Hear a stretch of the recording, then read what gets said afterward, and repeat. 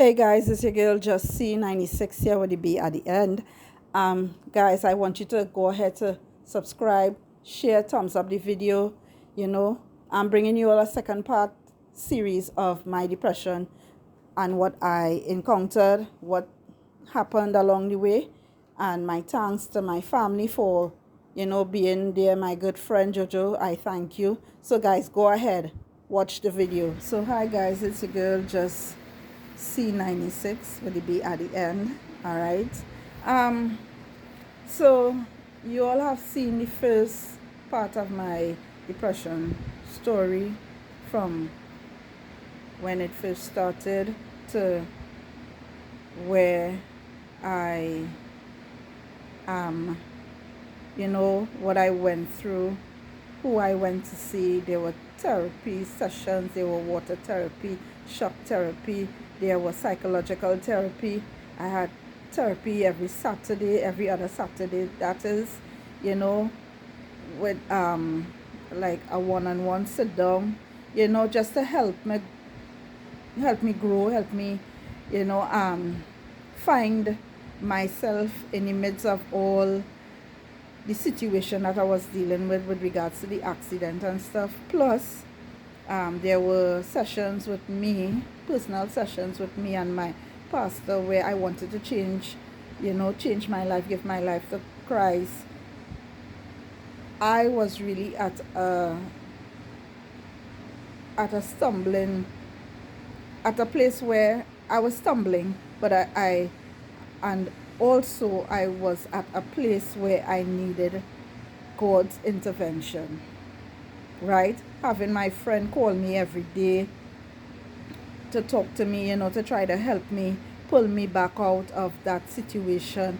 My father was more or less, you will see in the next part of the video, my father was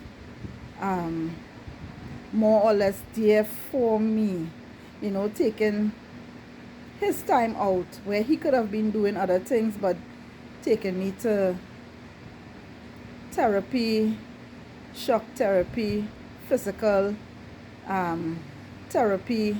He was, all the way there. And I did not include my mom. My mom did her part. I will say my mom did her part. But my father did that part for me to, he was just there. And I think we all need someone or other people to engage with us in trying to come out of that cycle of depression. I can safely say that I'm no longer there, okay? I am no longer in that neck of the woods, as we would say. But I've seen better days, I've done better things, I've accomplished a lot. I have my home, praise and thank God. My home is furnished. God has been covering me ever since, right? To me, God has done a lot, and I'm the type of person, when I ask and I bleed for, meaning bleed, the word, it helps. It helped me. It helped me overcome so many trials and tribulation that I personally have developed along the way. So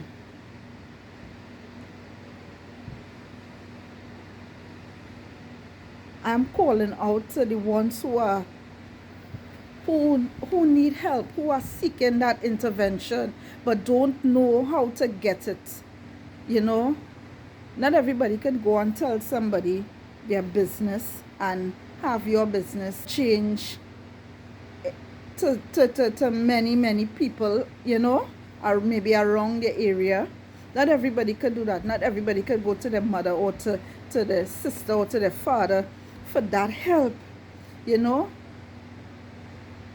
drugs isn't the way to go. Tablets isn't the way. It may be, but it's just gonna stop that hole from bursting through. But what happens to when that hole bursts? What happens?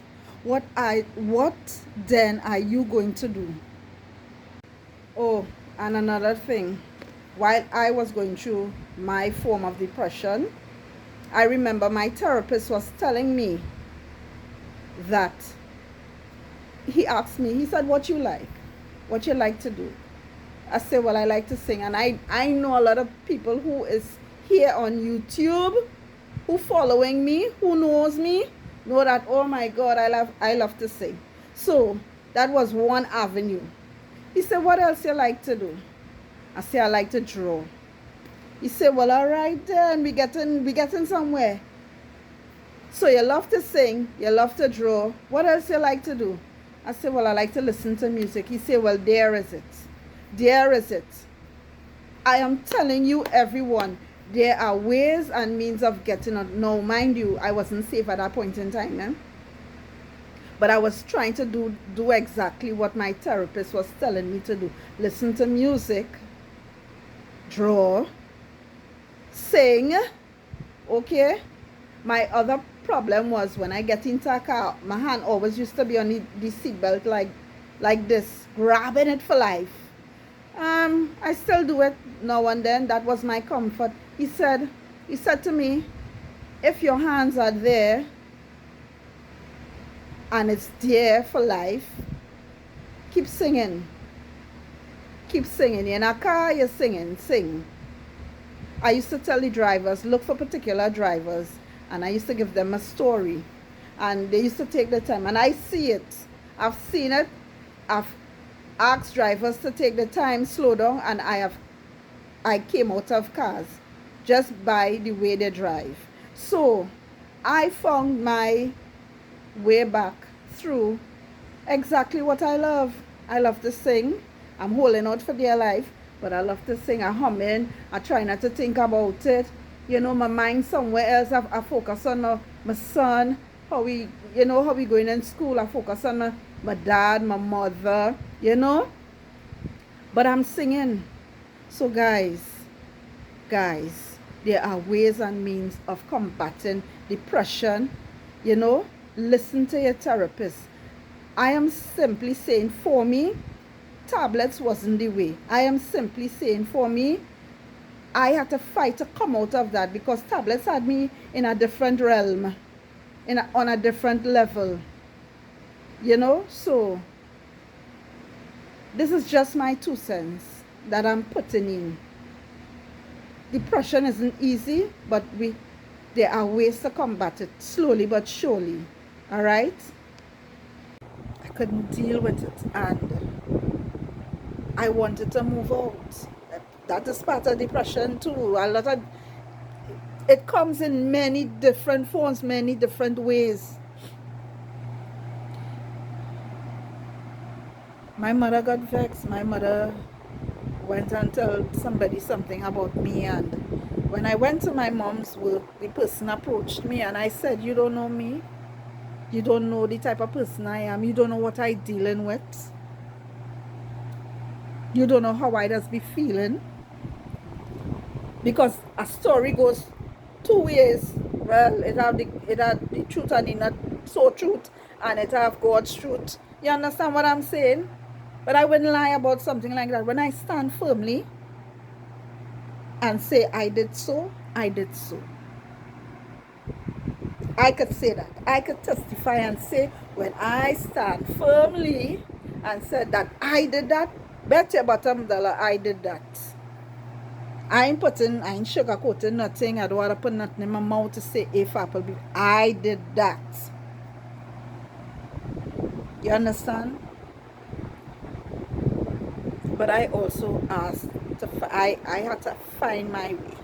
I had to get out of all that corrupted, the memories of what had transpired. I had to fight to talk and bring forth my story, because a lot of people was saying that my boss was driving and my boss wasn't driving.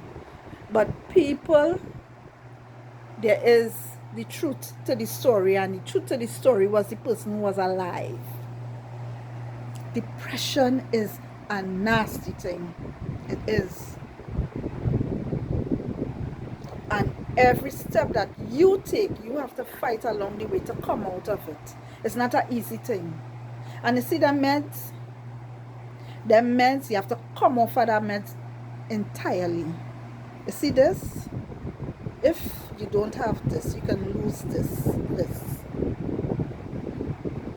I have been told time and time again that you are strong.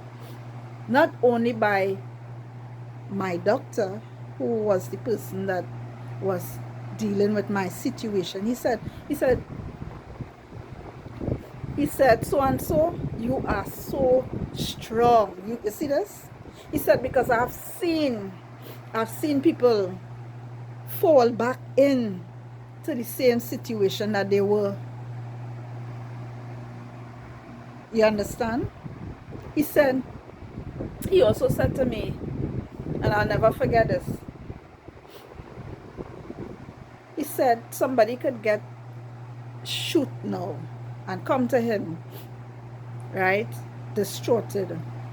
And then in two-twos, within a week, they just bounce back. And from hearing that gunshot or whatever, from whatever they may see, will trigger that, you know, that catatonic state. They will fall back into that. And there's no coming back out. He said the brain is so multi, you know, everybody want to dig up and find out what, you know, this. He said there are so many layers to that. So many that they're still trying to figure out the brain altogether now. Right? So I don't know if I can, you know, be a vessel unto others, or maybe I am trying to be a vessel unto others and let them know that don't give up, because God, He's in control. He's in control of you. He's in control of, right? He's in control of our lives. He's the author, He's the finisher, He's the director of our life. He knows who we are from the moment He made us. He knows everything about us. But I'm saying that you have to fight to get out of this. And families, don't just knock your son down or your daughter down and get fed up. We need to fight through. Every step that we take, every little step that we take, it is a victory. It is. But we need to also fight through depression. It's hard. It's sad. It's a killer. But we have to want it. We have to want to get out of that state, because that state, I'm telling you, is not a good state. It is not a good state. It is not. You can't just be going out. Yeah, we know everybody have problems within their lives, and you would see a man by the roadside and not try to help, not try to, you know, counsel. Family, we cannot. My sisters and them never left me. My sisters and them were at my side constantly. They were there until, well, yeah, they had it work and whatever, right? My cousin was there. My good friend, my very, very good friend, Jojo, you understand, was there. And I think if it wasn't for my good friend, Jojo, you know, talking to me, pushing me, I think I may have been worse off than, you know, because I am telling you, when you go there, there is no point of return, people. When you hit that plot, there is no point of return unless you fight your way and find your way. Just like an addict, a person who take coke. You don't want it, you know, because everybody else could want it for you. Everybody else could push you, and by them pushing you, sometimes it turns out that you're not even pushing them yourself. But you have to literally want it and get out of it.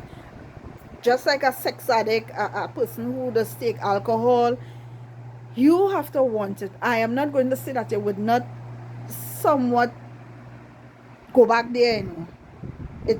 That moment may arise out of the blue, and then you, knowing where you was how much years ago, would you want to go back there? Would you want to go back there? Just like somebody who went in prison, they don't want to go back in prison because they know the hardship and what happens in prison, right? So making that transaction, making that to come out of that situation, it may not be easy, but it may be better. You may be better than where you were a couple of years ago. And I have to say thanks to my stepfather. They're my darling. My dad. I call him my father. Not my stepfather, but my father. He is my stepfather, but he's my father also. I have to say, whew, I wonder if I could call his name here, boy. Mr. Morris. I have to say, thank God for my stepfather, my dad, because he was there every step of the way. And he's slim. Guys, I'm a ticky. Moi, thick. I am thick. So you could imagine a slim guy, tall gentleman, you know, picking up, holding his daughter, trying to take me out of a car. I mean, it's 4'11", not short, but I take a solid. Helping me get out of a car and putting me back in. Oh, that would be hard for anybody back. Yeah, you understand? My dad, my superhero, my everything. I thank God for him every day. You know, I had an ex-dad, but he died. You know, but my dad was there for me all through, and even my pregnancy, you know, that was a trying time for me too. You know, and my stepfather used to always come and rub my back and talk to me. Everything is going to be all right. I don't know if you remember that, but he used to always rub my back. Everything is going to be okay. You are all right, you know. And that's when I know that I had a guiding angel at my side. From the moment I got into that accident, I saw my father at the accident site, and I wanted him to come, but he couldn't come and hold my hand. You know, he was assessing and looking at what was going on. At that point, I was so scared. I was so frightened because I've never seen dead bodies, and dead bodies were next to me. So by me looking, I was so frightened. I was in a state where, whoo, I wouldn't want nobody to be in, you know. But my dad, he's an angel. He's my angel. Thank you, Lord. Thank you, God, for sending this wonderful gentleman. Guys, if you are in a depressive state, there are places, because I used to go to Mount Hope, the psychological psychiatry department. I used to go there. I had a wonderful Mr. Hutchinson. You know, I had him to deal with. I had to talk to him. I had to open up. And then he had moved me from him to another gentleman. I can't remember. And then I had a personal counselor, somebody to come and, you know, speak to me every Saturday, talk to me, you know, to find me. I could safely say now, I still sleep with a light on, but I have grown. I have grown much closer to God, much closer. You know, and in life, God give us good friends, and you know, He tells us who is who and who is not who. And just want to shout out to my very good friend Jojo. Thank you, darling. Thank you for being a sister. Thank you for understanding me. Because you were dealing with what you were dealing then, and you never wavered. You never wavered. You have always been there. So, and to my dad, I'm not going to leave out my mom. I'm not going to leave out my sisters, because they were also there. Especially Hazel. Oh my God, I call her name. she's a, how you going? You alright? You good? You know, take your time. Yeah. Guys, depression, you just need to find someone that you can talk to. Someone who would know what, you know, you're dealing with. Don't ever say that you don't want to hear nothing about God, because he's the first person when you're down in that bed, you're going to call. Besides your mother and your father, you're going to call God. Everybody does it. Everybody. So take it now. If somebody comes to you and they're talking to you about God and they're telling you, hey, seek ye first. Seek ye first. Don't ever waver from that. Don't say you don't want to hear nothing about that, because I'm telling you, like that young gentleman in that gurney next to me. Oh God. That's who he was calling for, and then he murdered. So not because somebody may have had a different altercation, or you know, that person may have had something totally different in their lifestyle, that don't mean hearing the word and being faithful, it changes you. Please, people, seek counseling. Have someone next to you that would be able to go the distance with you. You know, we all need that. Don't give up. Don't give up. Keep pushing through. Make God your number one, and he will see you through everything.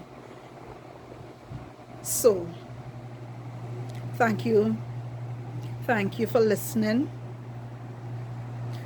And I'm saying this, don't ever give up, and don't give in to the devil's attempt, because he wants to destroy you.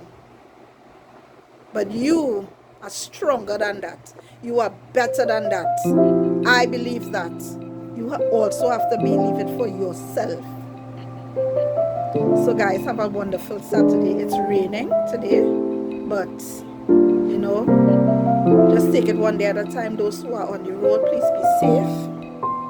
Like, subscribe, click the notification bell when my notifications come on.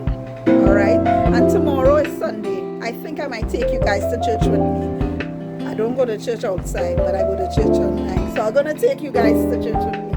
So enjoy, bless, be safe, love your family, love your kids, and have that ultimate one-on-one with your boy children, your girl children. Find out who they are, understand what they want to do in life. That's another thing I'm going to be talking about. Alright, so enjoy. God bless.